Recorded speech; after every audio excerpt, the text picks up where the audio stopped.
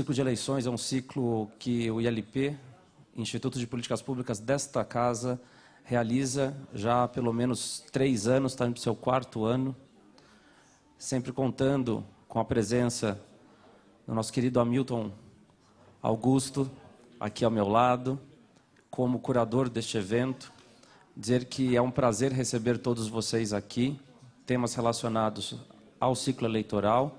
Esta é a nossa primeira palestra e, obviamente, no decorrer do ano seguinte, nós teremos uma programação especial que a gente está montando, que vai abordar diversos temas relacionados ao ciclo eleitoral do município, relacionados às eleições municipais. Gostaria de agradecer a todos os presentes e todos os palestrantes aqui conosco. O professor Hamilton vai apresentá-los a todos devidamente. Agradecer a todos que nos assistem pela TV, pela rede Alesp. Nós pedimos que vocês acompanhem as nossas atividades, estejam conosco ao longo do ciclo, porque isso tem a ver com a atividade de vocês e é um prazer poder auxiliar nesse processo. Gostaria de agradecer imensamente então, ao Dr. Hamilton, que vai apresentar os nossos palestrantes hoje, sempre pelo trabalho feito em parceria com o Instituto, pela gentileza com que dedica o seu trabalho ao tema eleitoral e a preocupação que ele tem que as informações estejam disponíveis sempre de uma maneira clara, sempre de uma maneira mais aberta possível para a maior quantidade de pessoas.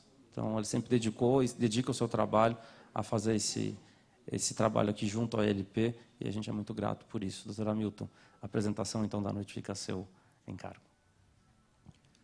Boa noite a todos. Primeiramente, eu quero agradecer as palavras do Vinícius, presidente do nosso Instituto Legislativo, dizer que é uma grata satisfação estar aqui mais uma vez, agradecer a parceria, a amizade e as autoridades que estão aqui presentes também, e dizer que esse ciclo ele vai dar sequência a partir de fevereiro.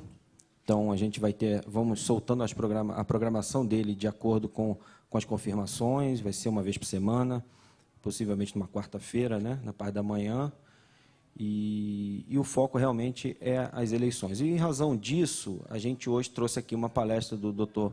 Valdir Nuevo Campos para falar de modo bem livre sobre a importância da justiça eleitoral para as eleições municipais.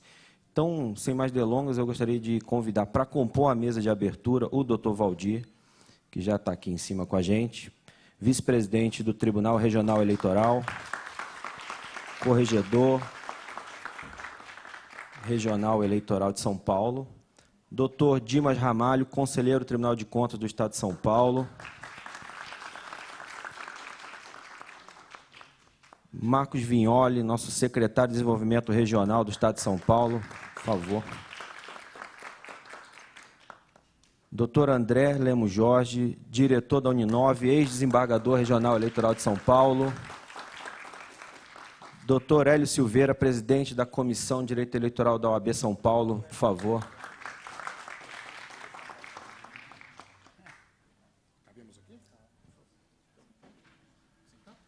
Pode sentar, por favor. Porque como tem 5 lugares, a gente vai ficar...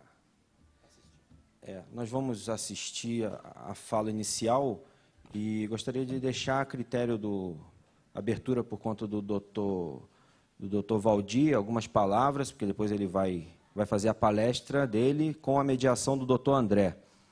Então, por favor, Dr. Valdir, para o senhor dar umas boas-vindas e depois a palavra é do senhor na palestra e o senhor fica à vontade. Obrigado. Boa tarde a todos e a todas. É um prazer estar novamente aqui nesta casa e nesse instituto. Agradeço o convite do Dr. Hamilton, do Dr. Vinícius, e cumprimento a todos os componentes da mesa, todos amigos, né? Todos componentes aí do sistema jurídico, sistema político, e queria dizer o seguinte, que ações como essa, né, que busca se discutir, né, a justiça eleitoral e as eleições municipais, são extremamente importantes. Teremos aí eleições em 2020, eleições municipais, todos nós sabemos que são eleições bastante aguerridas, bastante polarizadas, num ambiente social novo, né, que inclui aí as redes sociais.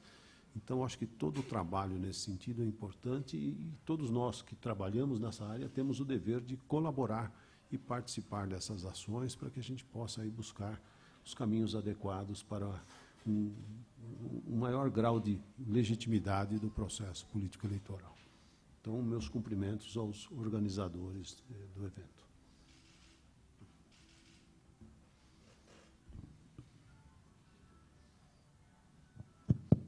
Então, com a palavra do conselheiro Dimas Ramalho. Boa noite a todos. É uma honra estar aqui nesse momento, voltar para a Assembleia, onde eu militei durante tanto tempo como deputado estadual. Aprendi muito aqui. Saudar o palestrante da noite, Dr. Valdir Nuevo Campos, que é vice-presidente, corregedor do TRE, querido amigo, uma pessoa, um desembargador realmente que tem uma formação bastante ampla do direito eleitoral, tem feito uma história no TRE, e com o qual nós temos tido uma relação muito boa na parceria do TCE com o TRE. Saudar aqui o doutor Guilherme, que foi juiz eleitoral, o doutor André Jorge foi juiz eleitoral, professor, coordenador do curso de mestrado da Uninove, o doutor André, família inteira é do Ministério Público, viu, desembargador? E ele seguiu a carreira de advogado com brilhantismo, com certeza a experiência que ele teve no TRE e na advocacia eleitoral vai brilhantar muito esse evento. Saudar aqui o secretário Marco Vignoli, que eu conheço há muitos anos, sou amigo do pai do Marco Vignoli, fui deputado com o pai dele aqui, jovem deputado, secretário, e que dá um conteúdo importante para esse momento que nós estamos vivendo aqui. Eu que vi você a vida inteira, Marco, prazer tê-lo aqui nessa mesa, agora como secretário, como liderança incontestável do nosso Estado de São Paulo. Saudar a OAB, através do doutor Hélio, que representa aqui. A OAB é fundamental em todos os debates democráticos, eleitorais, a importância da OAB, o respeito que nós temos, é muito importante. Sou filho de um advogado que advogou durante 50 anos, então aprendi desde sempre a respeitar todas as autoridades, judiciário, Ministério Público, polícia, mas fundamentalmente é a OAB. Né? Saudar aqui, doutor Hamilton, obrigado pelo convite do Instituto. Estar aqui nesse momento é contribuir, doutor Hamilton, para a cidadania. Veja, esse debate, esse ciclo que se inicia hoje, sendo transmitido, gravado, muitas pessoas aprenderão a não errar. Porque, fundamentalmente, o que nós desejamos é que a vontade popular possa ser manifestada de maneira livre, independente, respeitando a lei e as oportunidades. Todo o poder emana do povo. Primeiro mandamento constitucional. Agora, para isso tem regra. O mundo mudou. Quem não entender que as novas eleições serão diferentes, não vai dar certo. Mudou tudo. Forma de comunicação. Eu me lembro, quando disputei a primeira eleição, tinha boca de urna, tinha camiseta, tinha boné, tinha brinde. Que bom que não tem mais. Porque era uma coisa desigual. Né? Recentemente, doutor Valdir Nuevo, eu estava em Araraquara andando, viu, André? Encontrei na farmácia um senhor com um boné meu, quando fui deputado estadual. Novinho. Dimas Ramalho. Pô, falei, meu Deus, agora achei um boné, então, porque eu nunca vi um boné na minha vida. Outros milhares. Na realidade, nós temos que dar prevalência para ideias. E, sobretudo, respeitar a lei e as instituições. Eu sou uma pessoa que foi criado no signo da democracia. O que vale é voto. Quem faz lei é o deputado, é o vereador, é o senador. Essa é a grande questão. Eu pertenço a uma instituição, o Tribunal de Contas, que todo mundo conhece, que hoje trabalha muito com o TRE, com os juízes. Por quê? Porque as contas dos gestores públicos, prefeitos, ordenadores de despesas, passam pelo Tribunal de Contas. Só que nós não julgamos as contas na questão eleitoral. Isso é com o TRE. Esse limite Como é que se resolve? Ajudando o TRE a entender nossos julgamentos, os motivos. Então, para terminar, dizer que nós devemos cada vez mais nos especializarmos, estudarmos, para que a vontade popular seja respeitada. A democracia é um bem indispensável no nosso país. E democracia se faz com voto. E voto tem que ser feito de acordo com a lei. E liberdade, oportunidade e igualdade para todos. É um bom estar aqui. Muito obrigado. Com certeza aprenderemos muito hoje com a palestra.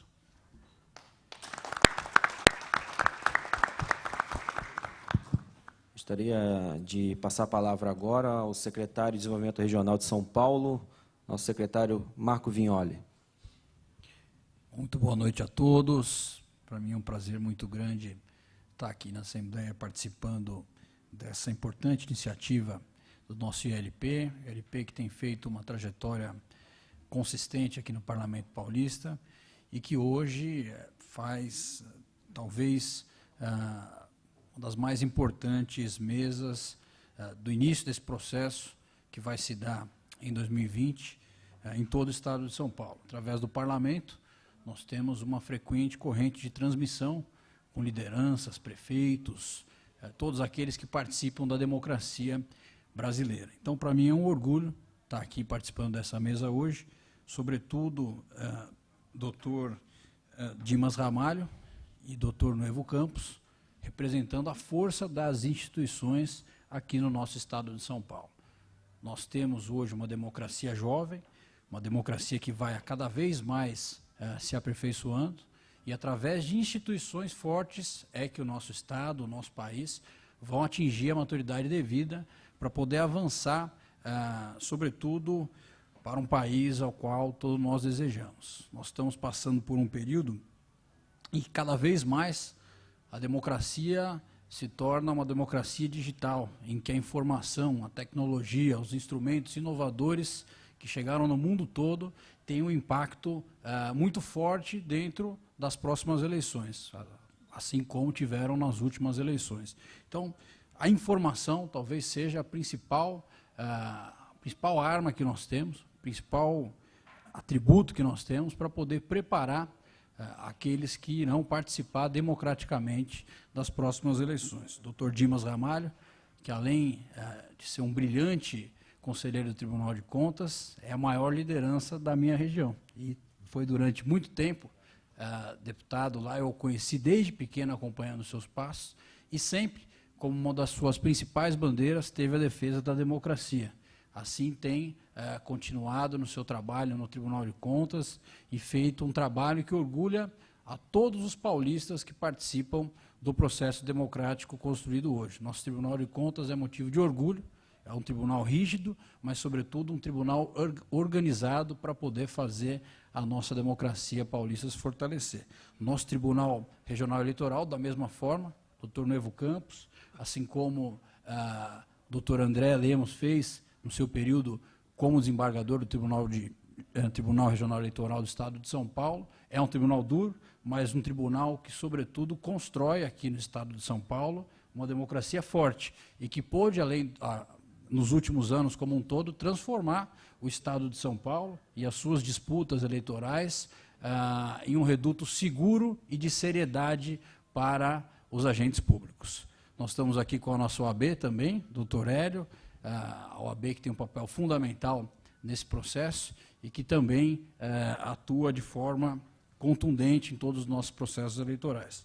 Dizer para vocês que no governo do Estado de São Paulo nós avançamos na pauta municipalista, nós criamos a Secretaria de Desenvolvimento Regional para isso, e a instrução que nós damos, doutor Nuevo Campos, é que a gente possa ser mais um agente de informação para que os prefeitos, as prefeitas, aqueles que participam em 645 municípios do Estado de São Paulo, estejam cada vez mais preparados para encarar esse que talvez seja a nossa principal força em um país, que é o processo democrático se solidificando no país, mas, sobretudo, aqui no Estado de São Paulo, com uma raiz muito forte, o berço da democracia moderna, desde o processo da redemocratização do nosso país e que a gente espera que seja, assim, a vanguarda da seriedade e de um processo eleitoral que cada vez mais avança, sobretudo com a tecnologia.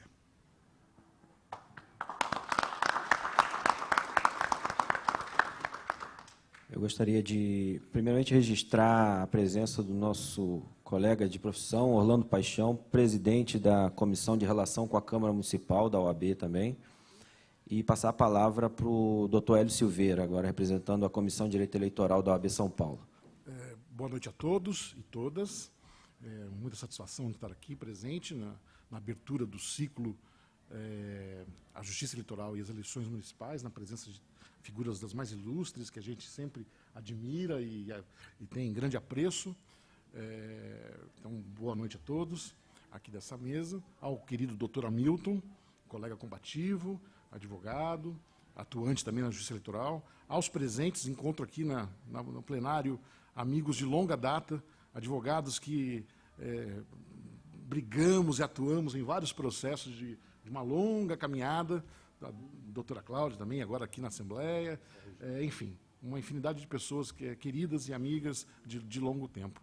Muito se falou em tecnologia aqui, da importância da tecnologia, mas eu queria voltar um pouquinho para trás nessa breve exposição. Queria lembrar para os senhores a lição do ex-governador André Franco Montoro, que antes de ser governador era professor e era um municipalista, um grande municipalista.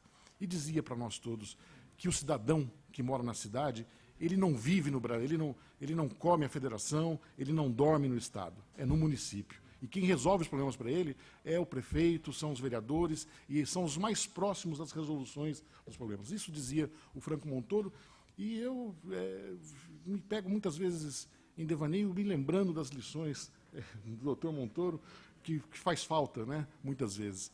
Muito se diz também no Brasil que o Brasil, os historiadores todos apontam que o nosso Brasil, desde o século XVI, pratica as eleições, desde as ordenações do reino, desde que São Vicente foi elevado à condição de vila, nós praticamos eleições. Eu queria dizer até que estudos comprovam que até antes se pratica eleição no Brasil. Porque havia um líder indígena, e eu comentava há pouco, que chamava Morubixaba, que era uma espécie do cacique. E esse Morubixaba, se ele não tivesse uma liderança convincente perante sua tribo, ele era destituído do poder. Ele era trocado.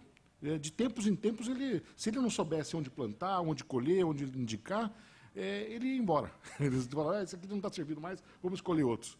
E é assim que funciona a democracia, e é assim que é a oportunidade desse ciclo, do entendimento do que é a justiça eleitoral, da construção do que foi a justiça eleitoral, até da falta que faz a justiça eleitoral em alguns países, né?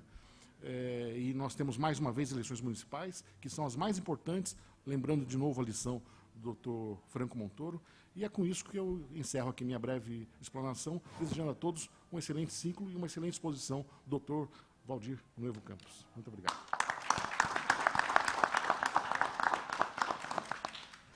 Antes só de passar a palavra para o nosso querido colega André Lemos, só informar que, além da TV, está sendo divulgado também via a internet pelo site da Assembleia. Então, está sendo divulgado, está passando na internet essa palestra. Eu devia ter falado isso antes, né? Hã? Para se ajeitar? Mas isso a gente arruma. E também informar que as autoridades que abriram aqui, os colegas que abriram o ciclo, eles participarão depois do ciclo, palestrando, no decorrer do primeiro semestre de 2019. A gente vai ter a programação com as datas e as palestras e os temas das palestras. Então, agora, eu gostaria de passar a palavra para o meu amigo André Lemos Jorge, ex-embargador eleitoral do TRE São Paulo, diretor da Uninove. Obrigado, Hamilton. Eu vou falar de pé, porque eu tenho aqui uma tela na minha frente, mas também para homenagear os senhores, as senhoras e aqui os membros da mesa. Quero, em primeiro lugar, agradecer ao Hamilton Cufa, amigo, um advogado muito combativo, muito preparado nas lides da Justiça Eleitoral. Quero saudar o meu presidente, meu amigo, meu colega, professor Valdir Sebastião de Nuevo Campos Júnior, com quem eu tive a honra de dividir o plenário do TRE de São Paulo e com quem eu muito aprendi, sempre disse isso ao desembargador, O desembargador Nuevo tem uma visão do processo única, ímpar, consegue enxergar o processo, não só o processo eleitoral, o processo civil, o processo penal, de cima. Nos ensina sempre, nos mostra todos os caminhos, todas as possibilidades que estão postas nos autos, e isso faz com que ele se torne sempre um farol para os colegas de corte, não só no TRE de São Paulo, mas também no egrégio Tribunal de Justiça do Estado de São Paulo. Cumprimentar meu amigo Dimas Eduardo Ramalho, também da minha região, né? Arara Franca faz parte da Grande Araraquara, com quem eu tive a honra de passar uma parte da minha juventude, da minha adolescência. Também trabalhei nessa casa, fui filiado ao PPS, ao lado do então deputado Dimas Ramalho, uma liderança dentro do Ministério Público de São Paulo e, posteriormente, uma liderança nessa casa e em Brasília. Eu sempre digo que poucos paulistas, doutor Hélio, conseguem desempenhar a função de deputado federal e de senador naquela cidade, na Corte Federal. Mas o deputado Dimas foi sempre um dos deputados que ocuparam as lideranças e tiveram uma atuação muito destacada, e um deputado paulista muito respeitado, uma voz sempre ouvida naquele parlamento. Como conselheiro do Tribunal de Contas, eu tive a honra de, em nome do TRE, firmar o primeiro convênio, já designado pelo desembargador Mário Deviene Ferraz, quando presidente, com o TRE, para que a gente fizesse aquele trabalho de identificação dos candidatos, então candidatos, que estariam colocados nas listas elaboradas pelos tribunais de contas, e o conselheiro Dimas foi muito importante nesse momento, pelo apoio que deu em nome do Tribunal de Contas de São Paulo. Meu amigo querido deputado Marco Vignoli, hoje secretário, uma liderança fortíssima, jovem, dinâmica, competente, política séria, política olhando para o futuro, mas, sobretudo, política de compromisso. O Marco é de uma estirpe, filho de um amigo nosso, do Geraldo Vignoli, hoje, não sei se ainda continua em Barueri como secretário de governo, mas foi um grande deputado, grande prefeito, e mostra que aquele que sai aos seus não degenera. O doutor Marco hoje mostra que o Estado está em boas mãos, na mão de deputados e secretários muito preparados, embora muito jovens. Meu amigo, professor Hélio Silveira, posso dizer, sem sombra de dúvidas, um dos maiores eleitoralistas desse país, respeitado, volto a dizer, difícil ser respeitado em Brasília, como o doutor Hélio dentro da advocacia do Tribunal Superior Eleitoral.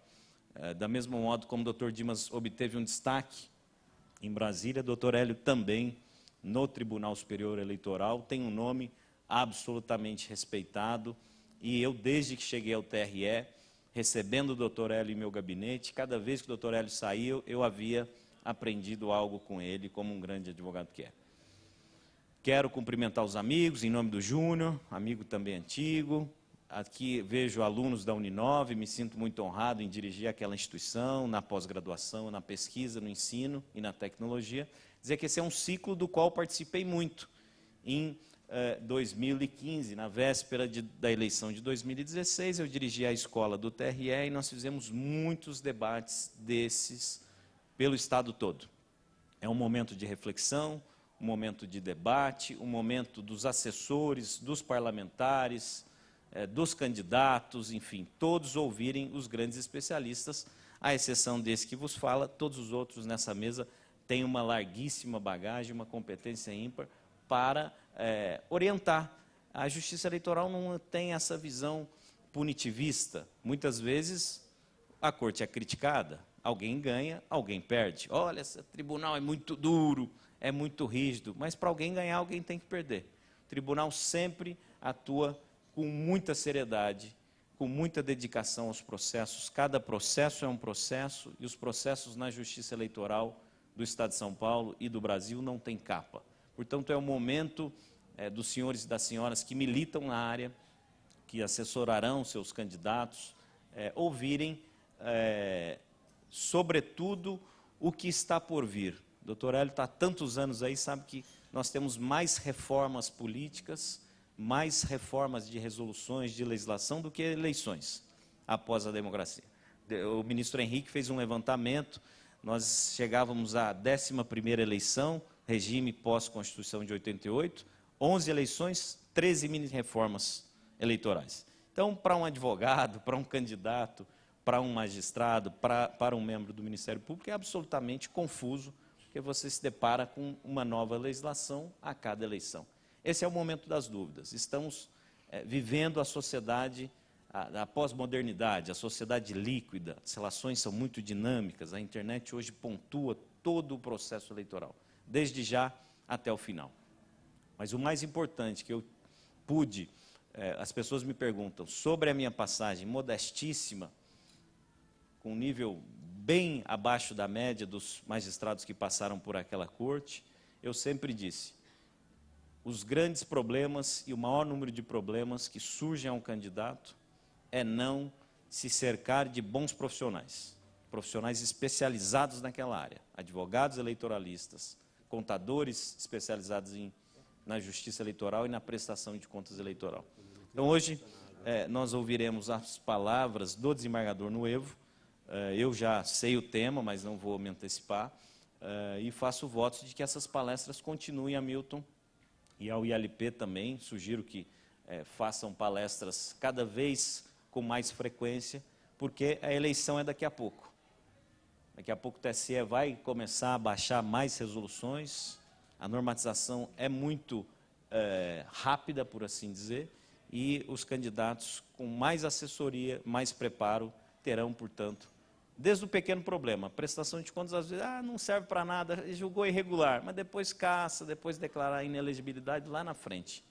Então, é bom começar de uma maneira correta para que o seu candidato eleito, enfim, ou não, mesmo não eleito nesse pleito, mas que pode vir a ser candidato em outro, tenha lá não só a ficha limpa, Tribunal de Contas, Tribunal de Justiça, TRF, mas, sobretudo, também tenha perante a Justiça Eleitoral, reúna perante a Justiça Eleitoral todas as condições de elegibilidade. Essa era a minha breve exposição. Passo a palavra já ao desembargador Nuevo, desfazemos a mesa, Hamilton.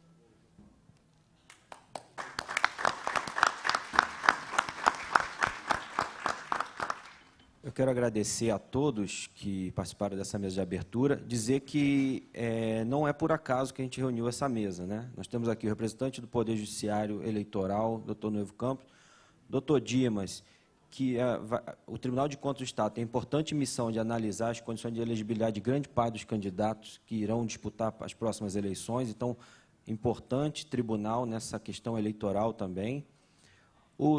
O nosso secretário Marco Vignoli, que é um importante vínculo entre os municípios e o Estado, então, tão importante nessa eleição municipal, portanto, achei muito interessante a presença dele, a exposição, a explanação dele a respeito disso.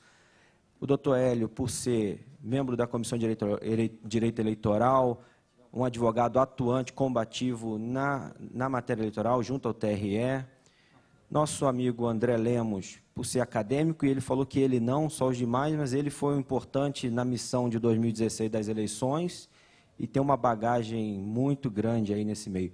Então, antes só de desmontar, e ele citou o nosso querido ministro Henrique Neves, que vai estar com a gente aqui palestrando em março.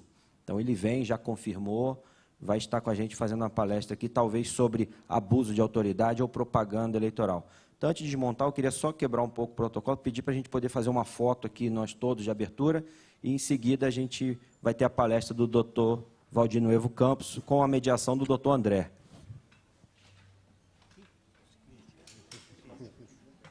Crítica não, só coisa boa.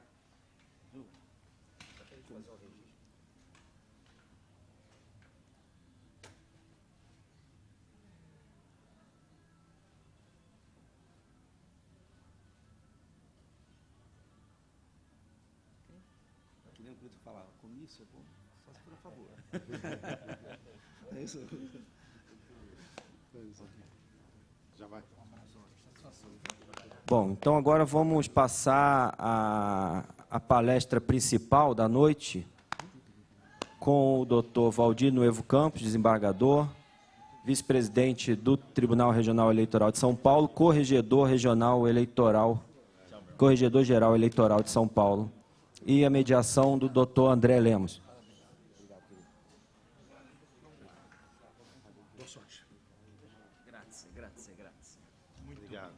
Agora eu sou público, vou sentar ali só para assistir, para aprender um pouquinho. Tá bom. Bom, boa noite a todos novamente. Agora eu passo a palavra ao desembargador Valdir Nuevo Campos, é o atual vice-presidente, corregedor, mas daqui a alguns dias assume a presidência, acho que dia 19, 19, né? 18. Dia 18, né? Já me equivoquei logo no início dos meus trabalhos. O desembargador Nuevo assume com a missão de presidir, sem dúvida alguma, a maior eleição em número de candidatos da história, sobretudo em virtude da impossibilidade das coligações. Não me recordo exatamente o número de candidatos a vereador no estado de São Paulo e a prefeito, mas os senhores e as senhoras imaginam o que é presidir a corte numa eleição municipal. Essa missão agora confiada a um dos desembargadores mais experientes, mais talhados para a missão da Justiça Eleitoral do Brasil. Passo imediatamente a palavra ao desembargador Valdir Sebastião de Nuevo Campos Júnior. Muito obrigado, doutor André. Eu ia fazer uma saudação posterior aos componentes da mesa. O doutor Dimas já se retirou. A responsabilidade é muito grande, né? Dr. Dimas, membro do Ministério Público, né, integrante do Parlamento e agora conselheiro do Tribunal de Contas, numa parceria importante com o Tribunal Eleitoral, que traz muitas informações, principalmente para a época do registro das candidaturas, uma pessoa, né, um profissional de ponta, e que, embora tenha feito a sua vida em Araraquara, tem a família originária de Taquaritinga, onde eu conheci o pai dele, que era advogado lá, e minha família toda. E, na realidade, ali é o epicentro da região, a região metropolitana de Taquaritinga, que vai desde Rio Preto, Ribeirão até Araraquara. É um pequeno triângulo. É Goiás. E resvala em Franca também. Né, um grande amigo, né, uma pessoa a quem eu conheço há muito tempo. Chegou a ser meu conselheiro na época que eu estava prestando concurso, conversar com ele, prestar concurso para o Ministério Público, para a magistratura, isso há quase 40 anos atrás. Doutor André, companheiro de bancada lá no Tribunal Regional Eleitoral, muito modesto, mas teve uma atuação brilhante, deixou lá raízes muito bem fincadas e frutos dos quais nós, né, nos apoderamos aí até hoje, né? Foi uma passagem muito importante. Poderia ter sido maior, mas Vossa Excelência não quis, então ficou só num mandato, né? Doutor Hélio Silveira é um dos ícones, né, da advocacia eleitoralista e hoje, de forma brilhante, presidindo a Comissão de Direito Político Eleitoral, né, da OAB.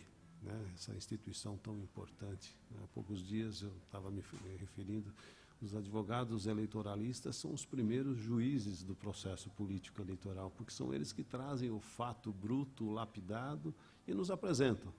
E é a partir daí que começa o exercício da jurisdição eleitoral.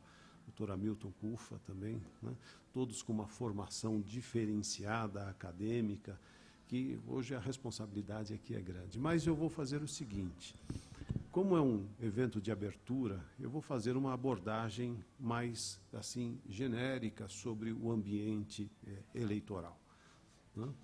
E vou me permitir solicitar aos senhores que eu não posso aqui chegar a casos concretos. Infelizmente, eu não vou poder chegar a casos concretos porque eu vou estar participando, né, com o presidente, não votando todos os casos, mas em alguns casos, se houver empate, eu é que faço o desempate. Então, peço desculpas de não entrar em casos concretos, mas vou procurar dar um panorama de como serão, pelo menos sob a minha perspectiva, as eleições de 2020. E mais, hoje, na condição de presidente do Colégio de Corregedores Eleitorais do Brasil, que também deixo no dia 17 por deixar a corregedoria, eu estou participando do Comitê de combate à desinformação do TSE, que foi instituído pela ministra Rosa Weber. Então, vou fazer algumas considerações a esse respeito, porque eu acho que, como participante desse comitê, eu tenho o dever de compartilhar aquilo que está sendo discutido no âmbito desse comitê, como forma de preparação para as eleições do ano que vem. Muito bem. Então, vamos fixar alguns parâmetros para a nossa conversa. Aqui eu vou falar um pouquinho sobre democracia e um pouquinho sobre justiça eleitoral. Então, como é que eu vejo a democracia? A democracia, a meu ver, ela tem dois grandes pilares. Um pilar formal e estrutural e um pilar social. Então, no que consiste esse pilar estrutural, nesse pilar formal? A legislação, que já foi referida aqui, que vem tanto do Congresso Nacional, como vem complementada pelo poder normativo do TSE. Aliás, essas mini-reformas, em parte, vêm daquela tensão que sempre existe entre o Congresso e o poder normativo do TSE, e que vem lapidando o nosso processo político eleitoral. É lógico que nós temos, sob a perspectiva das pessoas, idas e vindas, mas nós temos já uma estruturação bastante razoável. Passamos por momentos folclóricos do nosso sistema, do nosso processo político eleitoral, e hoje temos um sistema bastante restritivo. Mas foi essa, muitos criticam, mas parece que a eleição perdeu a graça, não é verdade? Mas parece-me que a nova legislação também trouxe muitos benefícios. Barateou, de certa forma, as campanhas e, de certa forma, evitou algumas distorções, mas que mudou o panorama do processo político eleitoral, e isso efetivamente mudou. Eu não vou entrar no mérito de ser certo ou errado, eu costumo sempre repetir a mesma expressão, manda quem pode e obedece quem tem juízo. E é o Congresso Nacional que tem criado os parâmetros do processo político eleitoral. E vem o TSE exercendo o seu poder normativo, que é de explicitação da legislação eleitoral, e que inclui, a meu ver, uma aproximação dessa legislação com a realidade dinâmica, com uma realidade que é extremamente dinâmica e que apresenta sempre situações novas. Então, só para dar um exemplo, como é que é feita a doação? A doação começava de um jeito, hoje nós temos até meios eletrônicos para realizar. Ou seja, esse poder normativo ele vem fazendo uma adaptação dessa legislação que muitas vezes permanece algum tempo estática com a realidade social, com a dinâmica social. Mas a parte estrutural da democracia não se limita a isso. Ela inclui também a estruturação das eleições. E aí entra a questão da justiça eleitoral, que é fazer a gestão do processo político eleitoral. Então, cabe à justiça eleitoral cuidar do alistamento, cuidar da competição e cuidar da fiscalização. Ela foi criada em 1932 e conferiu aos juízes a missão de fazer essa gestão, que é uma gestão administrativa e é uma gestão jurisdicional. Se nós olharmos hoje para o produto da atividade da justiça eleitoral, creio eu que nós temos aí um resultado muito positivo. Muito positivo. Creio eu que também essa decisão de criar, essa opção de criar a justiça eleitoral, ela mais ou menos definiu também a forma de seleção dos juízes. Ou seja, hoje o juiz ele não é mais selecionado como foi no Brasil Colônia, no Brasil Império, através também do processo político eleitoral. Hoje o juiz ele é selecionado por concurso público, sem vinculação político-partidária, com proibição hoje de atividade política partidária, e tem a missão de alguns juízes de participar dessa estrutura da justiça eleitoral para fazer essa gestão. Então, hoje a justiça eleitoral faz essa gestão do início ao fim. E produziu, nesse meio tempo, algumas evoluções que acabaram sendo acolhidas pela legislação produzida pelo Congresso Nacional, que eu acho que foram extremamente importantes. E aqui eu coloco a urna eletrônica e agora a biometria. né? Ou seja, foi um presidente do Tribunal Superior Eleitoral que decidiu implementar o sistema eletrônico de votação, mais ou menos por volta do início da década de 90, e que acabou sendo implementada efetivamente em 96, que é o ministro Carlos Veloso, conhecido como o pai da urna eletrônica. Então, vejam bem, creio eu que o Brasil precisava dessa evolução. Não é verdade? Quando nós tínhamos o alistamento que não era eletrônico, nós tínhamos muitas distorções. E o alistamento eletrônico que veio em 86, 10 anos antes praticamente da urna eletrônica, ele afastou muitas vulnerabilidades que nós tínhamos na formação do nosso corpo eleitoral. E depois veio a urna eletrônica, num segundo momento, buscando o quê? Justamente fechar outras vulnerabilidades, quer seja na votação, na identificação do eleitor, quer seja na apuração. E eu me recordo que recentemente eu assisti uma palestra, e isso daí também nós vemos nos livros de direito eleitoral, do ministro Carlos Veloso em Belo Horizonte, né? Ele é originário lá de Minas Gerais, e ele disse o seguinte, o que ele procurou quando ele pensou na urna eletrônica? Ele procurou dois elementos principais, segurança e simplicidade.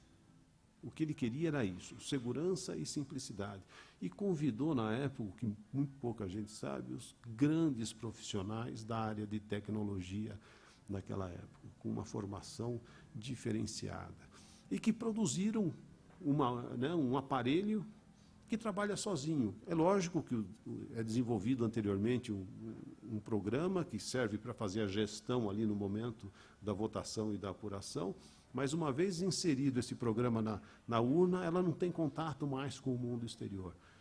Ela só recebe a votação durante o dia da votação e depois ela produz a apuração, e o momento posterior é só de remessa, né, dos dados da urna. E me parece que ele conseguiu um trabalho extremamente, né, com um resultado extremamente importante.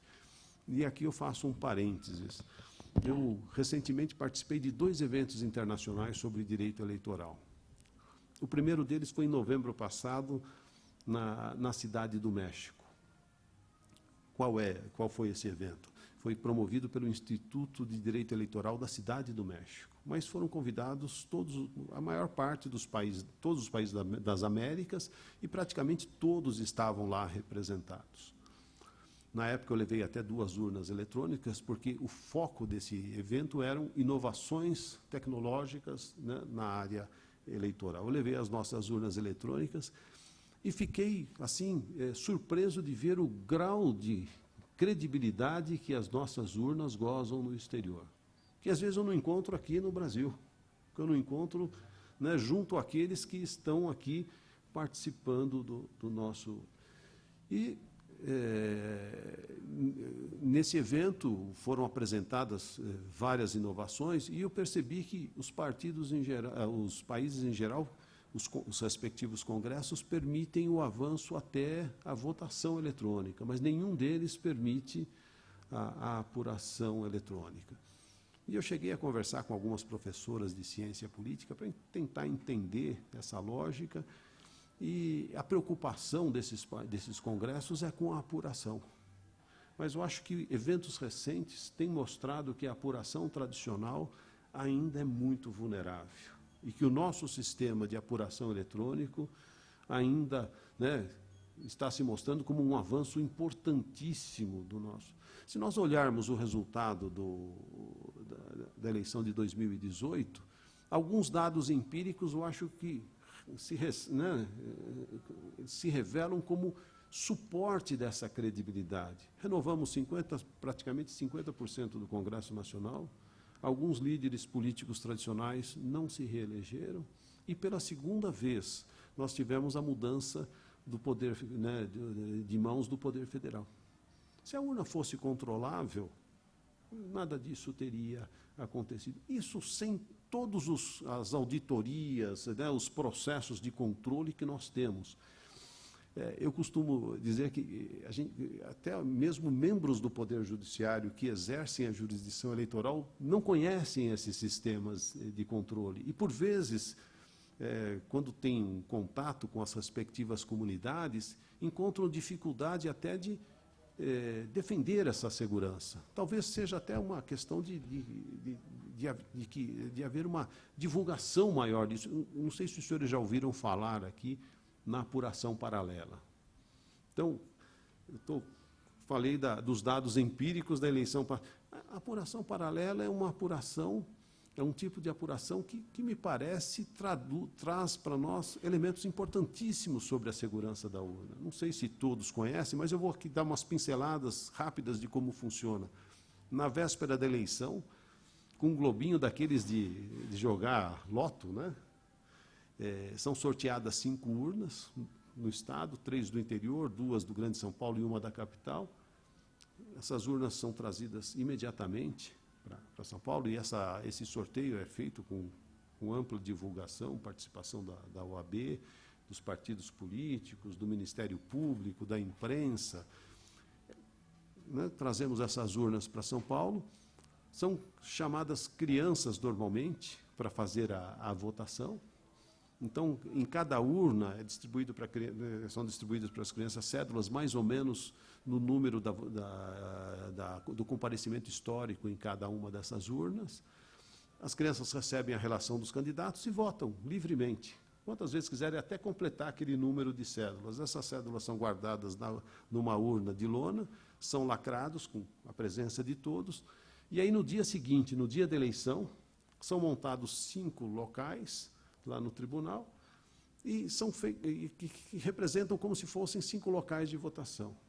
E nesse local, com a participação de todo mundo de novo, e tínhamos até a auditoria do TSE, e chegamos a ter até a auditoria do Ministério Público Federal, e tudo gravado, som e imagem, com gravação de som e imagem. Aquelas urnas são abertas e aqueles votos são digitados nas urnas por funcionários da Justiça Eleitoral.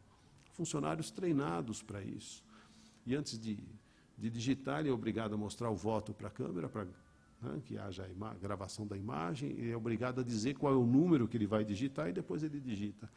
No ano passado, não tivemos nenhuma discrepância. Chegou no final, foi dado o comando, a urna se autoapurou, foi feita a contagem dos votos, perfeito. Em 2016, fui eu que presidia a apuração paralela. E deu uma incoincidência, um voto. E aí nós resgatamos o filme. Né? Fomos lá procurar. Isso nós fazemos na frente de todo mundo. Né? E achamos. O funcionário mostrou, leu certo e digitou errado. Né? Então, foi um erro na digitação. Ou seja, por todos esses motivos, parece-me que o sistema eletrônico é um sistema que hoje goza de alta segurança e deveria gozar de alta credibilidade. Mas como é difícil nós sensibilizarmos a sociedade sobre isso, tanto que a desinformação ano passado gerou uma situação de tensão muito grande. Mas o resultado das eleições, a meu ver, acabaram, como disse bem o desembargador Padim, na última entrevista coletiva que ele deu ao final do processo, né? O resultado das eleições absolveu as urnas. Né? Eu acho que foi mais ou menos por esse caminho. Ou seja, o lado estrutural, né, essa perspectiva estrutural da democracia, nossa, eu acho que está bastante desenvolvido. A nossa legislação tem caminhado com idas e vindas, o poder normativo do TSE, a estruturação das eleições, quer seja para melhorar o alistamento, com parcerias até com as Forças Armadas, para que todos possam participar do processo, garantindo a participação de todos no processo eleitoral e fazendo a fiscalização. Não? Fazendo a fiscalização. Uma fiscalização, não vou entrar em detalhes aqui, que é muito complicada, porque ela importa no equilíbrio de 2 mandamentos constitucionais, a soberania dos votos e a legitimidade do pleito através da fiscalização. Essa equação não é fácil, né? Essa equação não é fácil. Mas democracia não é só esse lado estrutural. Democracia ela importa numa outra perspectiva, que é a perspectiva social. E o que é essa perspectiva social? É a perspectiva do corpo de eleitores. Como o corpo de eleitores se comporta perante essa estrutura. E, lógico, quais são os grandes vilões que podem atuar junto ao eleitor e distorcer o processo político eleitoral? O primeiro deles, que eu acho que está na ordem do dia, é a corrupção eleitoral. Né? A corrupção eleitoral, efetivamente, é algo que precisa ser extirpado, né, do nosso meio social. A corrupção eleitoral é muito importante. E ela vem do quê? Ela vem, na maior parte das vezes, de dois tipos de abuso, né? O abuso do poder econômico ou o abuso do poder de autoridade. Então, são questões interligadas entre si, mas lógico que podem vir sozinhas. Então, o abuso do poder econômico, ele gera distorções e pode gerar a corrupção. E temos o abuso do poder de autoridade, aqueles que já estão no poder ou que de alguma forma pertencem a... Só um minutinho, cumprimentar o deputado.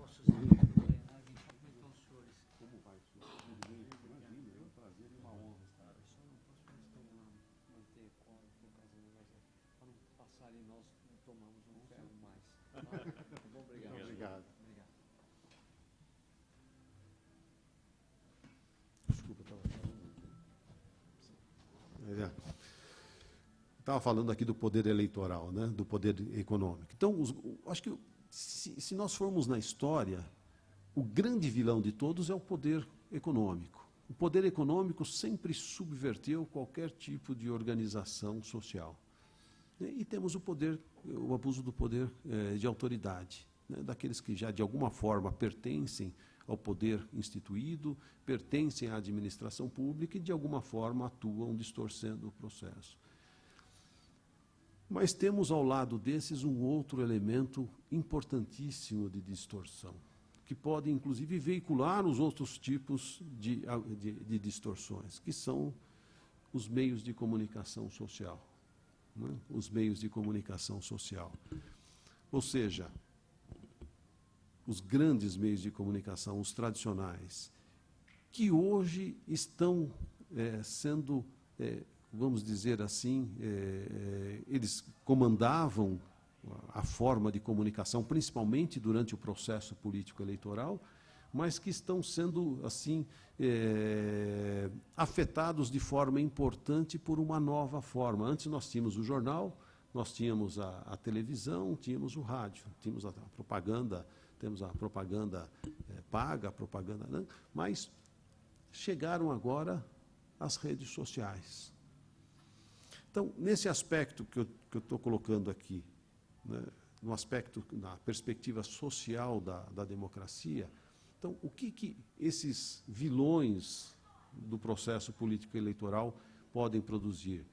Eles podem comprometer o quê? Justamente a soberania da vontade popular, porque eles podem distorcer as eleições. E mais, hoje, para que eu tenha um voto livre e esclarecido do eleitor, é preciso que esse eleitor esteja bem informado.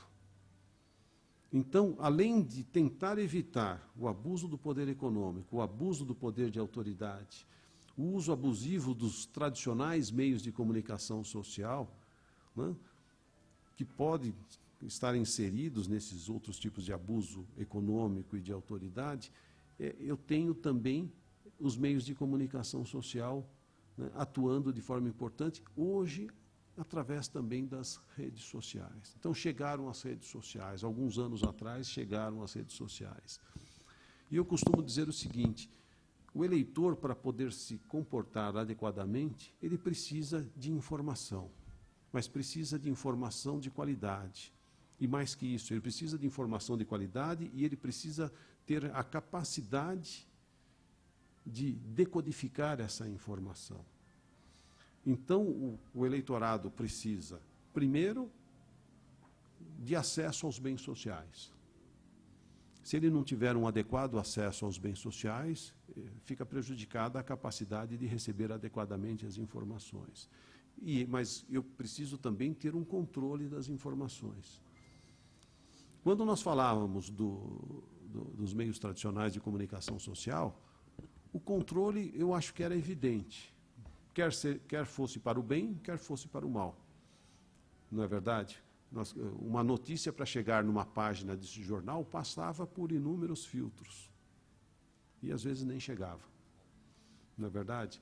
A mesma coisa a televisão, a mesma coisa o rádio. Então, era uma realidade diferente. E me parece que naquela época, o eleitor, ele mais contemplava o processo político eleitoral do que efetivamente participava. Ele só se aproximava na época de eleição porque ele recebia aquelas informações, mas ele não tinha uma participação efetiva. Tanto que se dizia que parecia que o brasileiro não era politizado. Não é verdade? Ele não tinha essa cultura da politização. E agora, com as redes sociais, essa lógica se inverteu. Por quê? Porque as redes sociais atuam de forma diferente daquelas dos meios tradicionais. Então, ele não dependia de alguém trazer, né, através do jornal, ou seja, ele se sentia um pouco distante das informações, das notícias. E as redes sociais modificaram completamente essa essa relação social, essa forma de informação. Ou seja, então, colocando a democracia no seu aspecto social, eu tenho a necessidade de ter um eleitor em condições de dar o voto livre e esclarecido, ele tem que ter acesso aos bens sociais, só que a informação que chega a ele hoje chega de uma forma que às vezes é até insidiosa. É até insidiosa. E muita gente diz, olha, nós vivemos um momento sem precedentes na política, na corrupção. Não é o que eu vejo. Não é a leitura que eu faço. Eu acho que essa nova realidade já está provocando uma reversão nisso. O problema é o seguinte, com as redes sociais, hoje, as informações não têm mais filtros. Não é verdade? Hoje, a gente vê, uma pessoa se sente, em qualquer segmento social, público ou privado, ela se sente, de certa forma, constrangida, pressionada. O que ela faz? Ela revela isso pelas redes sociais. Hoje, qual de nós, em qualquer situação em que possamos nos encontrar, que tem um pouco de conflito, um pouco de tensão, não pensamos duas vezes antes de perder a paciência? Não é verdade? Nos controlamos mais. Hoje, os celulares estão aí, não é verdade? Eu estou falando aqui, quantos não estão aqui gravando o que eu estou falando? Hoje, isso vale para todo mundo, inclusive para os atores do processo político eleitoral. O problema é que nós não temos mais, temos menos ainda filtros, vamos dizer, colocar dessa forma, menos ainda filtros éticos e morais. E isso está potencializando algo que sempre existiu, que é a desinformação. Recebeu um nome agora, por conta do processo, né, político eleitoral americano, de fake news, mas, na realidade, é a desinformação. Algo que sempre existiu no processo político eleitoral, mas essa desinformação hoje se tornou mais insidiosa. Então, vejam como é difícil a estruturação do lado social da democracia. A democracia precisa do voto livre e esclarecido. Para ter o voto livre e esclarecido, o eleitor tem que ter adequado acesso aos bens sociais. Nós temos ainda uma sociedade muito assimétrica, nem todos têm esse acesso adequado. E quando temos condições de fazer chegar a informação a todos, hoje com as redes sociais, ela chega sem adequados filtros éticos e morais. Então, nós temos um sistema que não fica muito equilibrado, não é verdade? Nós temos já uma estruturação formal muito boa, mas a estruturação social do processo político eleitoral já é tradicionalmente deficiente por conta da nossa assimetria social, não é verdade? E agora potencializado pelas redes sociais. Parece-me que, e eu acho que a nossa função não é tutelar a sociedade, pelo contrário, é sempre buscar cada vez mais informar o eleitor, né? Mas as redes sociais provocaram uma verdadeira revolução. eu costumo dizer que eu sou da época da Olivetti. Os senhores lembram da Olivetti, né? Então, eu tive uma Olivetti que eu ganhei do meu pai em 1983, quando eu fui aprovado no concurso da magistratura, assumi em Presidente Prudente. Eu usei essa Olivetti durante aproximadamente 20 minutos. Depois ficou como um troféu que eu tinha ganhado do meu pai. Por quê? Cheguei lá em Presidente Prudente, não conhecia a cidade, aluguei um quarto de hotel, né, coloquei a Olivetti no quarto de hotel, não ia levar para o fórum, porque lá tinha um monte de máquina, né, melhores, inclusive, do que a minha. Então, deixei lá no quarto do hotel. Na primeira noite, já levei uns 2 ou 3 processos para rascunhar alguma coisa. Tinha que mostrar serviço, começo de carreira e tal. Né? 20 minutos depois que eu estava lá com aquela... Né, parecia uma... Como é que é aquilo que se usa para abrir o asfalto? Como é que é? A britadeira. Parecia uma britadeira no quarto. Alguém veio lá, bateu na porta do quarto. Doutor, por favor, cheio de viajantes dormindo aqui no hotel, né? Eles levantam amanhã cedinho, vão dirigir e não estão conseguindo dormir com esse barulhão todo. O senhor não podia rascunhar a mão? Foi assim que eu entrei na magistratura, não é verdade? Quantas vezes eu não precisei no interior, em casos importantes, buscar um auxílio de uma jurisprudência, né, de um precedente, de alguma, né, algum apoio doutrinário? Eu não tinha, eu dependia de ligar, né, para o tribunal, pedir para que eles mandassem pelo malote, né, tirassem uma cópia, mandassem pelo malote, ou conversar com algum colega mais experiente. Eu não tinha, hoje mudou completamente. Hoje eu tenho esse iPad aqui, que tendo, né, uma assinatura de dados, eu consigo esse acesso imediatamente. Ou seja, eu vivi essa revolução. Não é verdade? Eu acompanhei essa revolução. E essa revolução está mudando a sociedade. Não é verdade? Primeiro veio o computador. Possibilitou nós, né, termos uma base de dados monumental, dados estatísticos maravilhosos. E aí veio a internet, que globalizou tudo. Globalizou a economia, a cultura, globalizou tudo, não é verdade? E que acabou, lógico, né, tendo efeitos importantíssimos no processo político-eleitoral. Hoje nós temos esse aparelhinho aqui na mão, que serve para tudo. Serve para tirar uma foto importante, né, fazer uma filmagem, colocar numa rede social. Ou seja, nós vivemos uma época toda... Então, a meu ver, essa nova realidade está provocando um grande avanço, né, no processo civilizatório.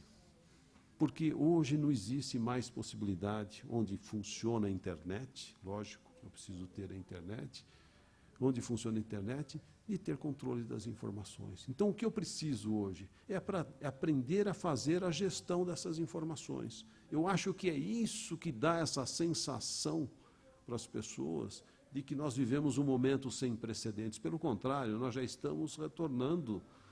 Eu acho que no passado, quando a informação tinha controle, pelo que nós podemos ler aí nos livros, né, na nossa base aí de informações, né, até na literatura, livros jurídicos, na área da história, a corrupção no passado era muito maior, muito mais abrangente, muito mais insidiosa. Hoje nós estamos no momento em que nós temos, inclusive, à disposição, né, do nosso sistema penal, uma rede de informações que jamais foi pensada no Brasil. Creio eu que chegou aqui, inclusive por conta das necessidades dos acordos internacionais, até da área econômica. Tanto que parece que esse debate do COAF estava sinalizando até com problemas de acordos comerciais do Brasil. Então, nós tivemos que trazer esse sistema. Então, nós temos hoje uma realidade completamente diferente. É uma informação que chega em tempo real, qualquer um pode colocar essa informação, só que ela entra nas redes sociais sem adequados filtros éticos e morais. Eu acho que isso que está angustiando as pessoas. É uma informação massiva, é uma informação que vem assim, em ondas, e nós... Como fazer a gestão disso? E eu acho que é isso que tem levado algumas pessoas, às vezes até com uma qualificação diferenciada, a terem surtos, né, que nos deixam perplexos. Tivemos recentemente um atentado lá no âmbito da Justiça Federal. Creio eu que esse e outros estão decorrendo dessa nova realidade, né? Dessa nova realidade. E isso está tendo um efeito importantíssimo na esfera eleitoral. Qual é o efeito disso na esfera eleitoral? A sociedade que assistia o processo político eleitoral um pouco à distância, contemplava, passou a participar, porque através das redes sociais ela pode colocar as suas opiniões, ela pode trocar opiniões, trocar informações, e aquela polarização que existia de maneira muito intensa entre os atores do processo político eleitoral parece que migrou para a sociedade. E a sociedade se sente hoje pertencente do processo político eleitoral.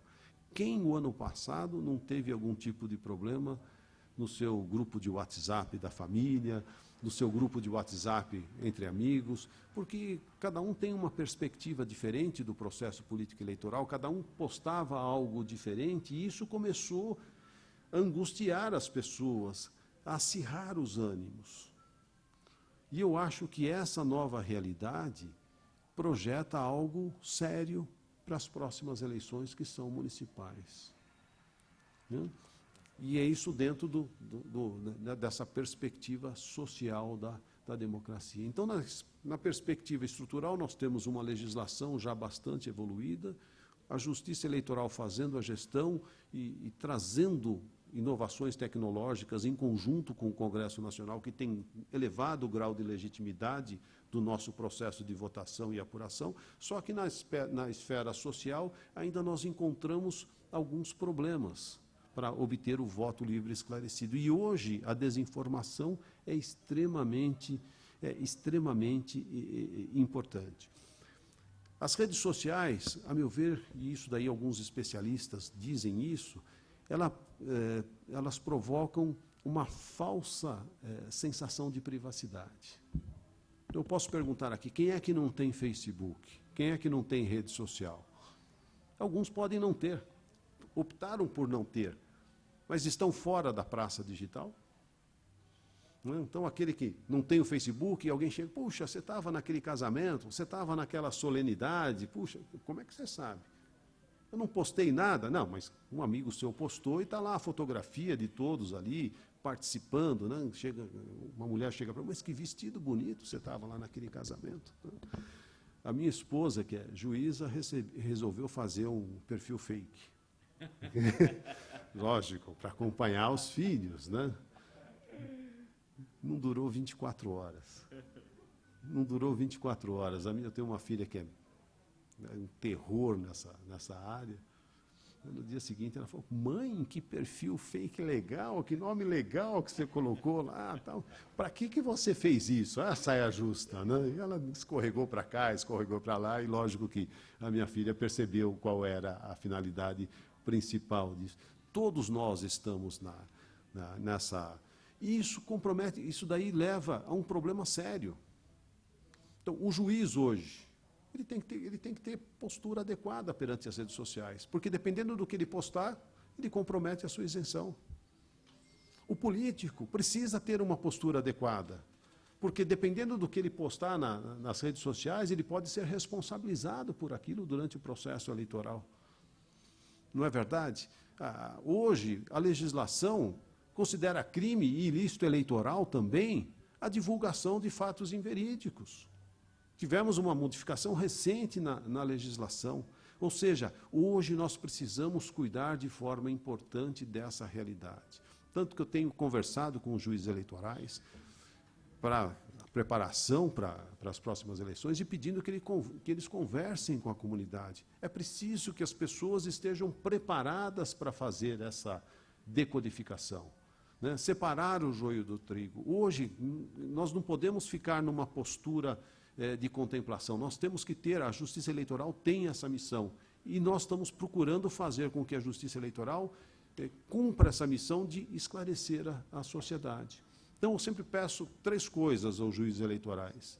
Uma postura adequada, como todos nós devemos ter perante as redes sociais, que eles conversem com a sociedade para alertar a sociedade. Existem alguns esqueminhas na internet que a gente... Né, fato ou boato, os senhores já devem ter visto isso. Né, fato ou boato. Então, não acreditem em tudo. Não é possível que a gente possa trabalhar dessa forma. Né? Se é só uma pessoa que está falando daquilo, desconfie. Se é algo que a gente gosta muito... Porque hoje... eu ouvi um engenheiro falando sobre a internet, um engenheiro extremamente qualificado nessa área. Os algoritmos permitem, né, a elaboração de perfis de cada um de nós que consultamos a internet. Cada vez que a gente entra, esse perfil vai sendo atualizado e vai sendo lapidado. Ele garantiu que hoje o Facebook tem condições de saber se aquele que está fazendo a consulta na internet está de bom ou mau humor. Porque se ele estiver de mau humor, ele não vai veicular determinado tipo de publicidade. Não é verdade? Mas se estiver de bom humor, ele vai acabar recebendo, porque se ele estiver de mau humor, ele vai acabar repudiando aquela publicidade. Isso é uma verdade. Não é verdade? Eu assisti um filme, um documentário recentemente, e recomendo a todos, que se chama Identidade Hackeada, se eu não me engano. Privacidade Hackeada. Não sei se alguém aqui assistiu, pelo jeito. Fala do processo eleitoral americano, fala do Brexit, lá da Grã-Bretanha, e, salvo engano, e agora eu não lembro de que país que eles falavam, mas teve um país que contratou uma dessas empresas, eu acho que foi da África, eu acho que foi um país da África, em que se criou, através do estudo dos perfis da oposição, uma ação de não votar em protesto. E essa ação no eleitorado da oposição criou uma força muito grande e a oposição não votou. O que aconteceu? A situação ganhou. Não é verdade? Isso é realidade, isso não é mais ficção. E isso é um documentário. Né? Isso realmente ocorreu. Então, se nós não tomarmos cuidado hoje com as redes sociais, com a internet, nós vamos potencializar as distorções que nós temos nesse lado social da democracia. Né? Hoje é um novo paradigma das relações sociais, ou seja, as relações sociais já não se desenvolvem mais, nem mesmo de forma importante, numa relação pessoal. Hoje estamos todos sentados numa mesa e todo mundo está lá, e às vezes um brincando com o outro através do telefone, da rede social. Hoje dar uma aula é complicado, não é verdade? Eu dou aula numa academia militar há 31 anos. Né? Então, eu peguei toda essa revolução dentro da academia militar. Hoje eu fui professor do Coronel Salles, né? Que é o atual comandante da Polícia Militar. Hoje, cada aluno tem um notebook na frente dele. Então, tudo que eu falo, ele na hora confere, mas também tem um lado negativo.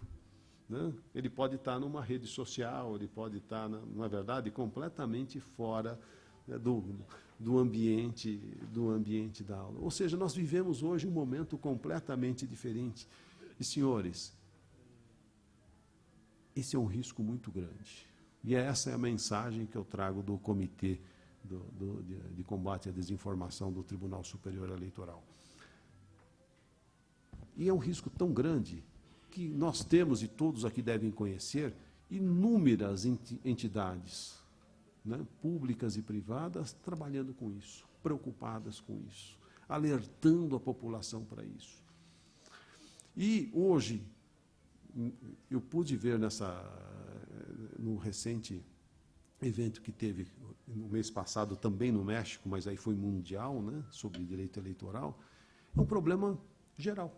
Esse documentário prova, é um problema geral. E todos estão preocupados.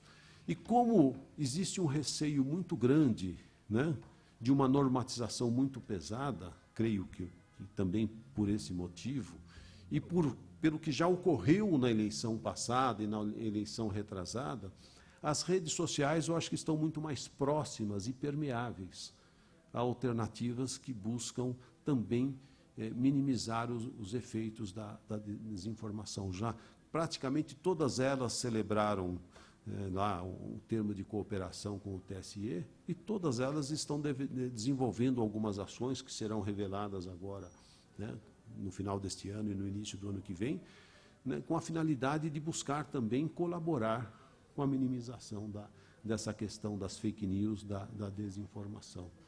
É muito importante que a gente tenha consciência de que também tem uma boa parcela da sociedade preocupada com isso e trabalhando com isso. E o TSE está trabalhando em parceria, inclusive, com as redes sociais. E hoje existe uma preocupação muito grande, porque é possível até se falar em responsabilização, em alguma medida, das próprias redes sociais, né, por conta de eventuais efeitos que tenham, né, no desenvolver do processo político eleitoral, né? Ou seja, nós estamos vivendo uma nova realidade que precisa da atenção de todos. E eu jamais poderia passar por aqui, né, e deixar de pedir a cada um dos senhores que faça algum tipo de reprodução, se é que eu conseguir sensibilizá-los a respeito do poder das fake news, do poder da desinformação, né?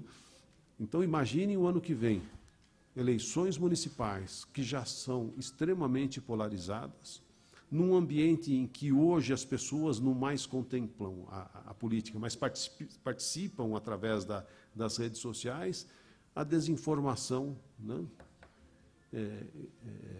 sendo, né, fluindo de uma maneira quase que impossível de ser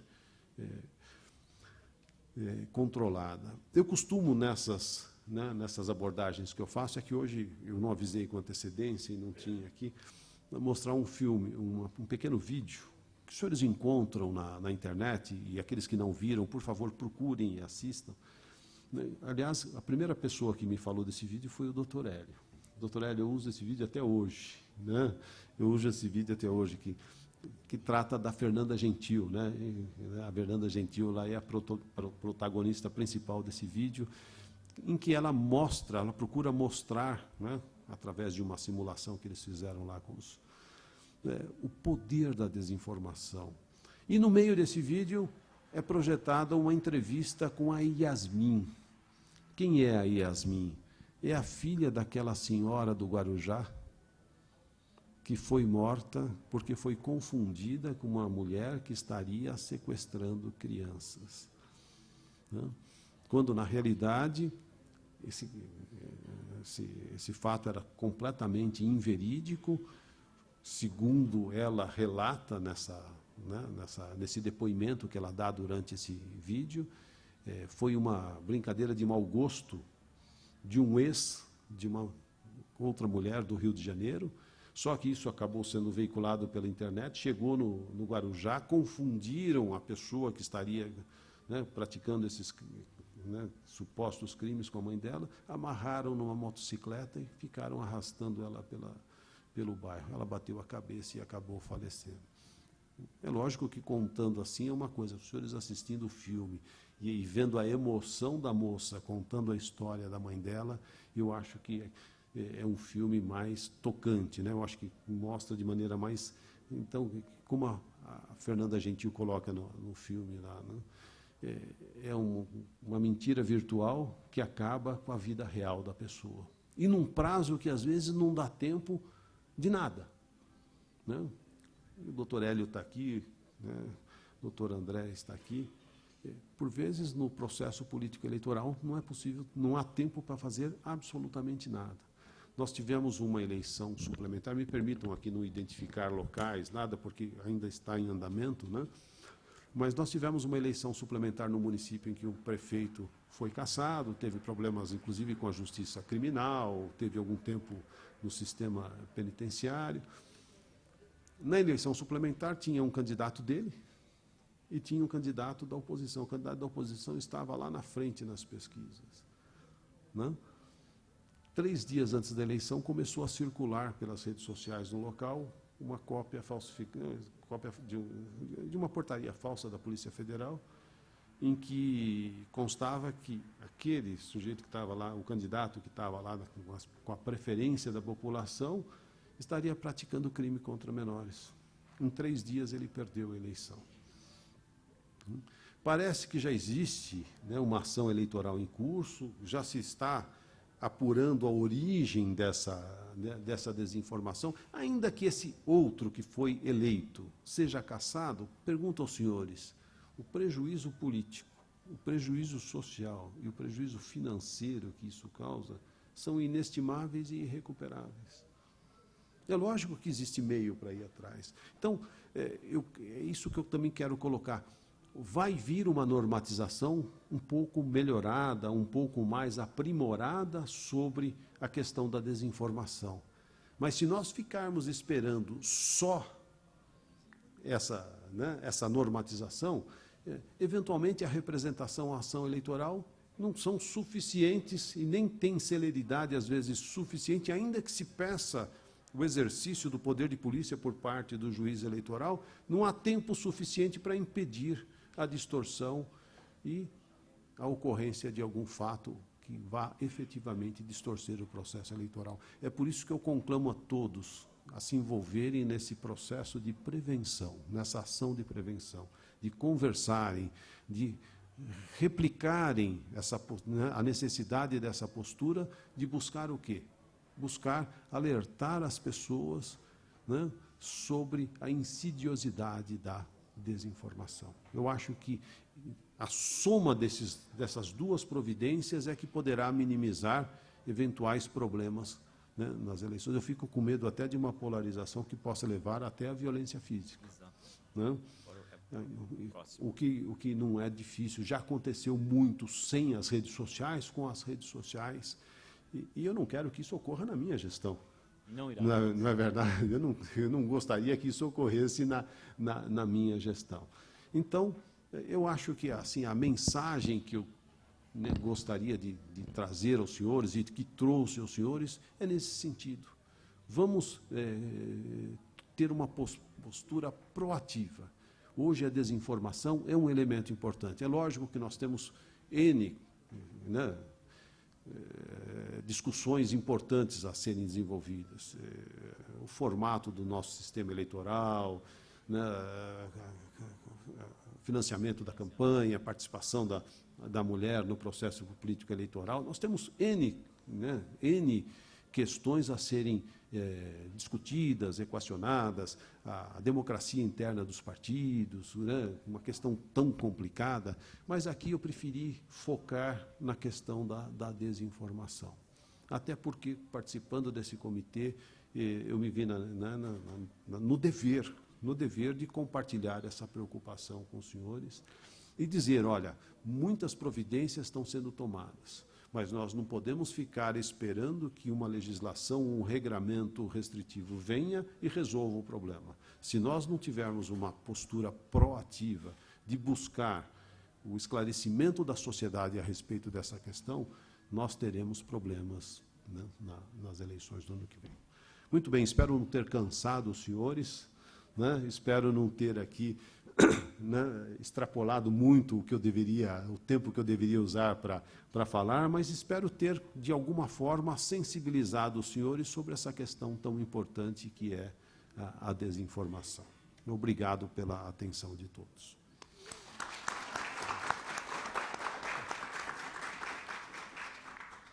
Sempre bom ouvir o desembargador Nuevo, que eu havia dito sobre a sensibilidade, o equilíbrio, né, saber que o nosso tribunal está em boas mãos, né? A Justiça Eleitoral Paulista continua em boas mãos.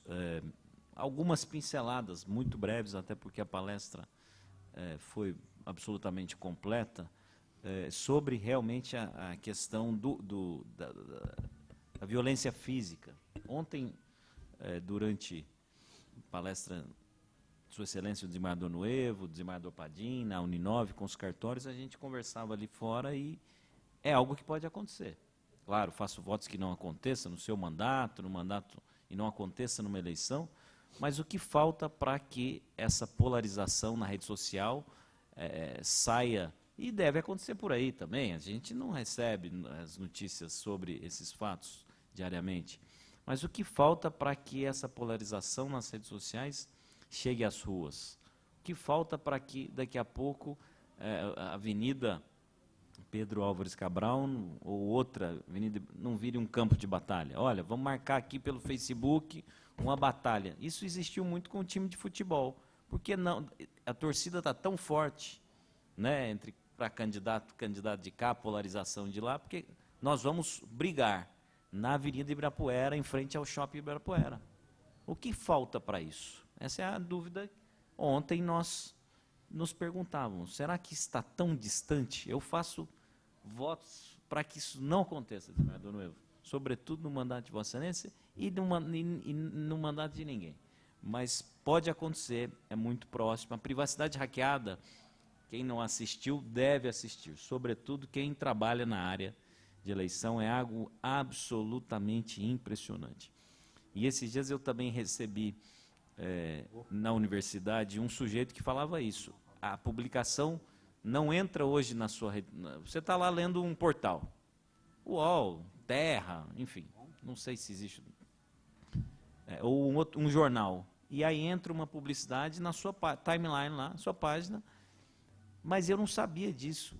Hoje, a inteligência artificial consegue identificar se a pessoa realmente está de mau humor. Se ela, naquele horário, é melhor entrar, porque ela compra naquele horário. Eu, esses dias no carro, dirigindo na estrada, passei na frente de uma loja de construções e imediatamente chegou. Você está sumido. Ainda dá tempo, pare aqui, ali na frente tem um retorno. Falei, meu Deus do céu, vou jogar esse celular pela janela.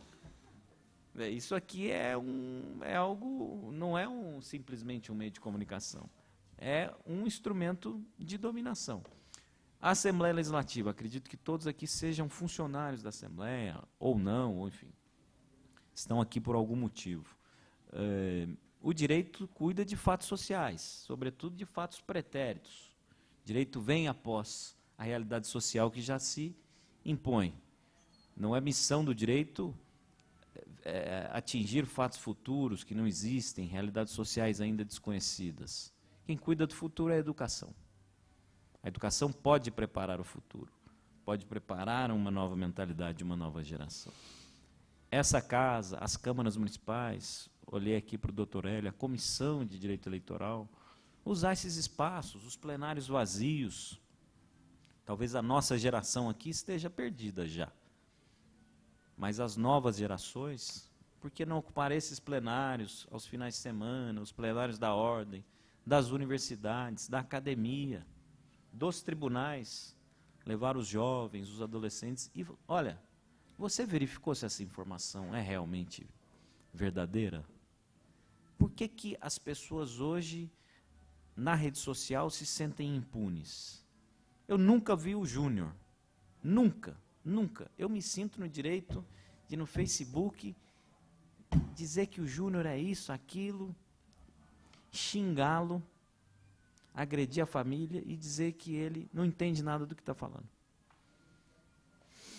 Nós estamos discutindo, desembargador, na academia, algumas instituições de ensino já para Brasília 2020, um centro de altos estudos envolvendo não só juristas, mas nós sentimos a necessidade de envolver psicólogos. Por que esse ódio? Por que esse ódio que eu tenho das pessoas na rede social? É tão bom conhecer as pessoas para, né? E esse sujeito é esse. Depois você conhece e fala, rapaz, até que esse cara é bacana. Essa mulher tem uma história de vida bonita.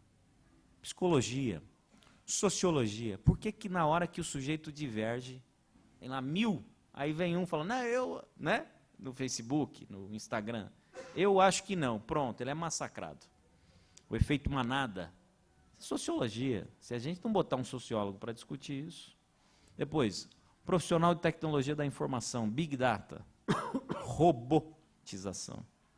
A discussão que o desembargador Noivo trouxe é a discussão que hoje preside todos os congressos de direito eleitoral do Brasil, em todos os níveis. 70%, 80% de discussões, seja congressos das instituições, Bradep, Brad, tantas que existem, com muita qualidade, dos juízes, dos juristas, 80% da discussão é internet. O pano de fundo hoje é internet. Fake news, doação, Então, a desinformação é muito grande, mas talvez nós estejamos no momento, e eu fiquei muito feliz em ouvir o seu otimismo, esse momento de reversão, oxalá que nós comecemos a sentir isso na próxima eleição, mas me preocupa muito a possibilidade de agendamento do apoiador do vereador tal contra o vereador tal, do candidato a prefeito tal. E daqui a pouco as pessoas começam a pegar em arma também. Pô, o bom é o meu candidato, não é o seu não. A dialética acabou. A dialética morreu. E isso é um aprendizado tão, né, divergir. Pois não, doutor Hélio, claro.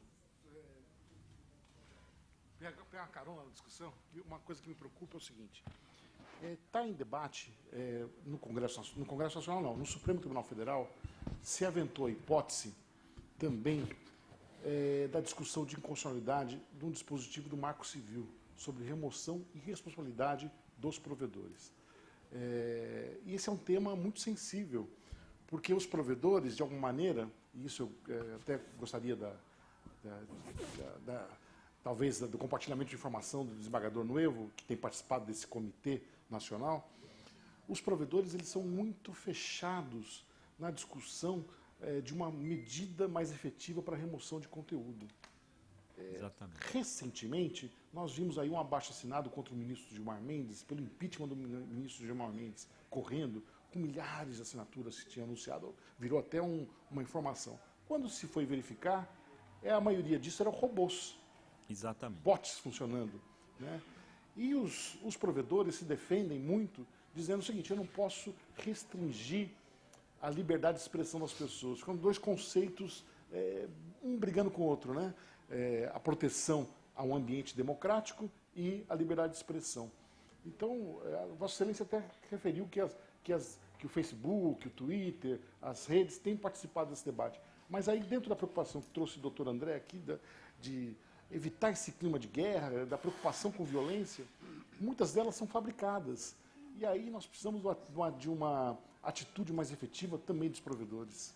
Eles têm condições de fazer uma curadoria, e eles fazem, por exemplo, no Twitter, eu sou usuário do Twitter, aí pelos tantos eu falo, o que você perdeu enquanto esteve ausente? Eles sabem os temas que eu estou ali pesquisando.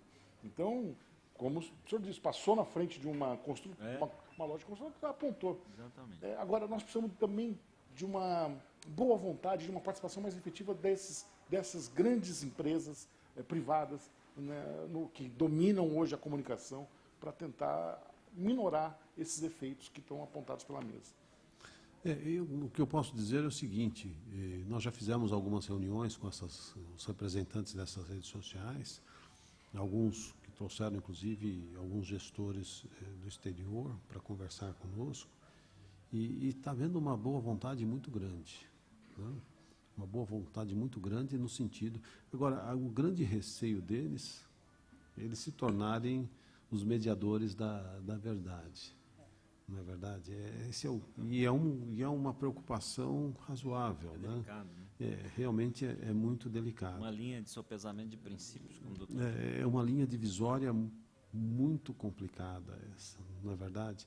Mas eles estão, sim, muito preocupados com isso. E aquilo que é evidentemente uma desinformação, parece-me que eles estão dispostos a ter aí uma estrutura que permita essa identificação e a remoção imediata. Até o WhatsApp, que é muito complicado, porque tem aquela criptografia, mas quando se trata, parece que de imagem ou de vídeo, existe a possibilidade de remoção.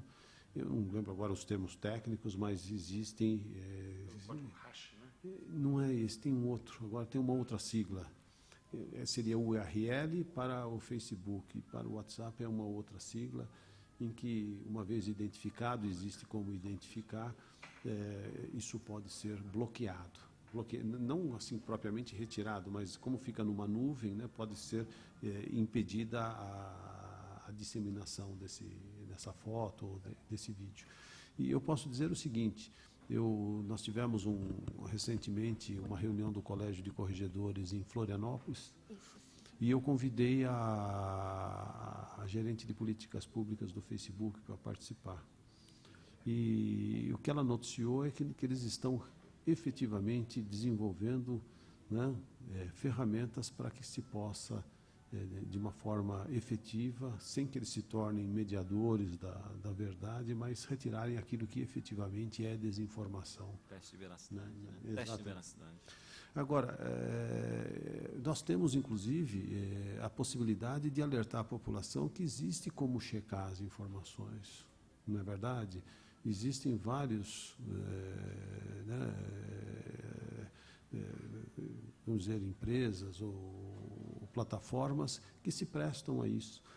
E o site do TSE indica, né, ele tem um local lá que ele indica quais são as melhores formas de fazer essa checagem. E eu acho que nós temos que disseminar.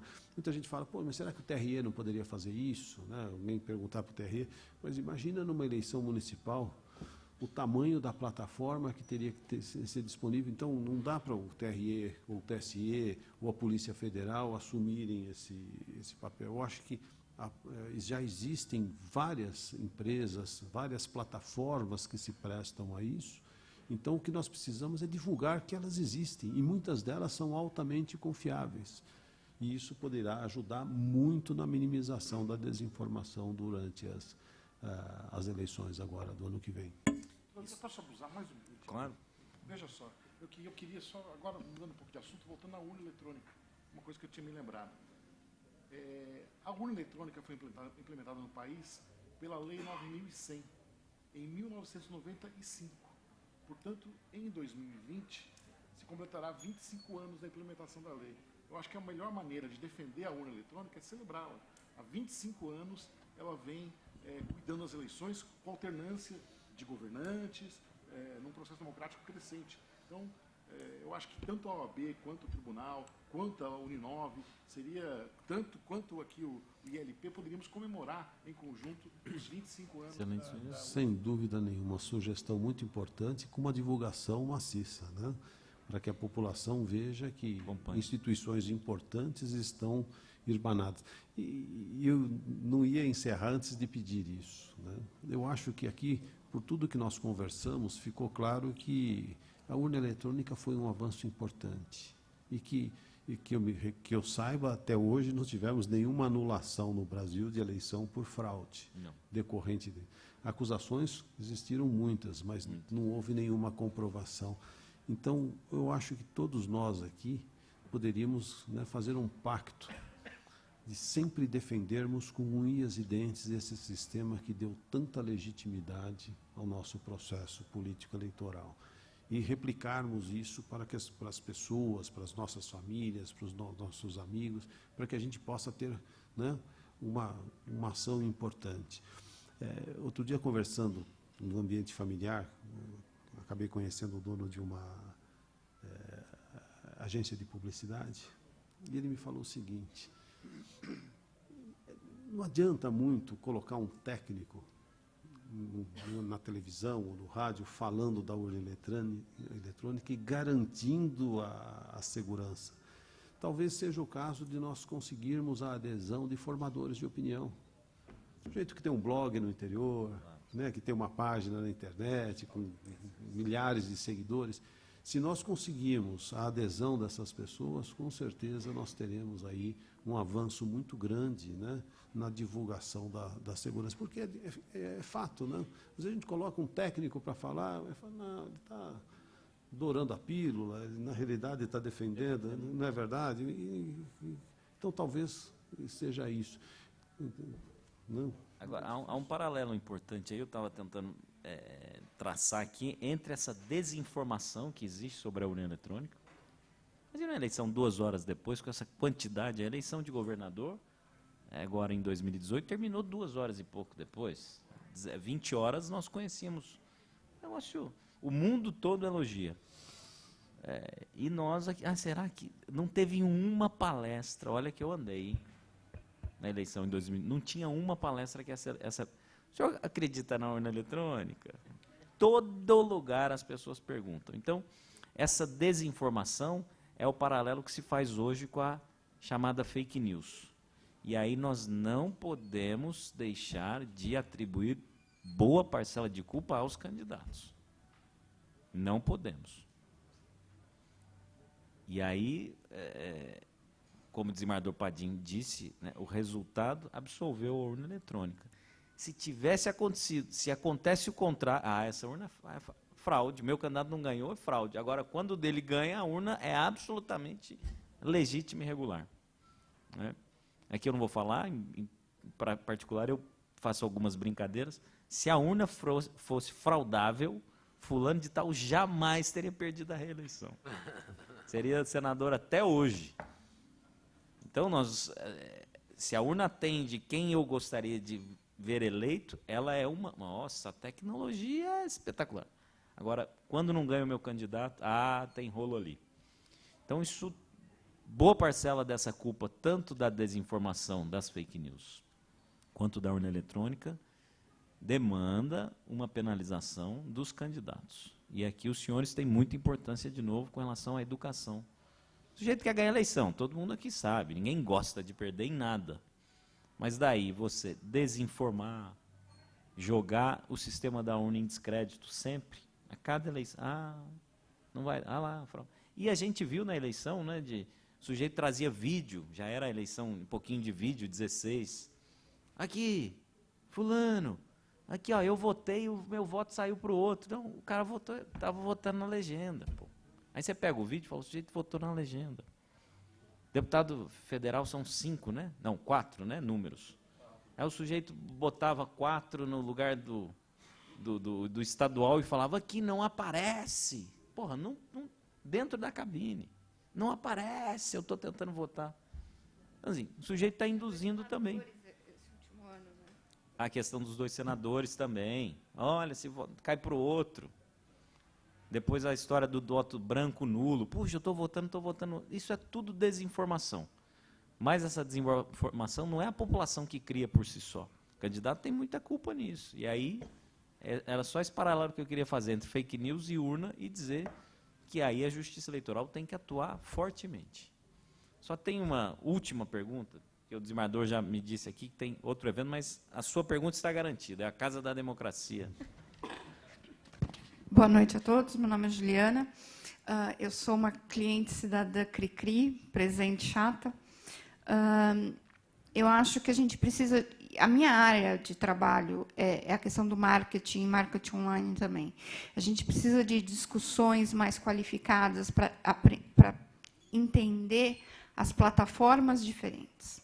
As plataformas Facebook, Twitter, Instagram, elas são verificáveis. Dá para ter algoritmos do termo que o senhor usou, controle, fiscalização, dá para ter normas. Mas o problema que a gente tem hoje, principalmente no Brasil, é o WhatsApp. Numa palestra recente que o ILP organizou, o palestrante falou que os maduros digitais com mais de 50 anos de idade no Brasil, 88% que têm celular com acesso à internet usam o WhatsApp. E o WhatsApp, por causa da criptografia dele, o Estado, o poder público, não tem como filtrar. Então, a gente precisa criar regulamentação para começar a discutir o acesso do WhatsApp. Porque o uso da internet, Facebook, isso a gente consegue regular com o Código Civil e com várias outras coisas. Mas o buraco da desinformação está no WhatsApp, a gente precisa realmente trabalhar isso.